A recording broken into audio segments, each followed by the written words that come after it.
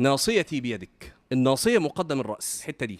ناصيتك بيد من؟ بيد من هو أرحم منك من أمك. تخيلوا أم وماسكة إيد ابنها الصغير وماشي معاها. الأم دي متخيلين ممكن في لحظة تورده المهالك؟ يعني تاخده من إيديه كده تروح ترميه قدام عربية وتروح توقعه في حفرة. طول ما هي الأم ماسكة إيد الابن، الابن مطمئن تماما، حتى لو عربيات وأتوبيسات ونقل. ليه؟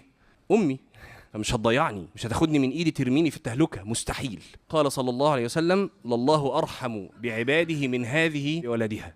فناصيتك بيد من هو ارحم بك من امك. ناصيتي بيدك. تطمن ولا ما تطمنش؟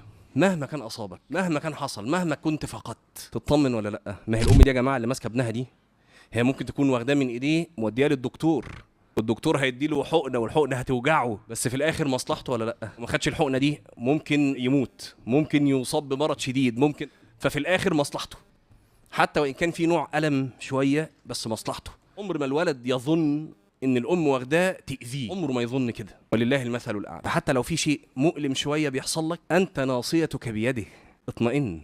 ليه اطمئن؟ لانه ارحم بك من امك.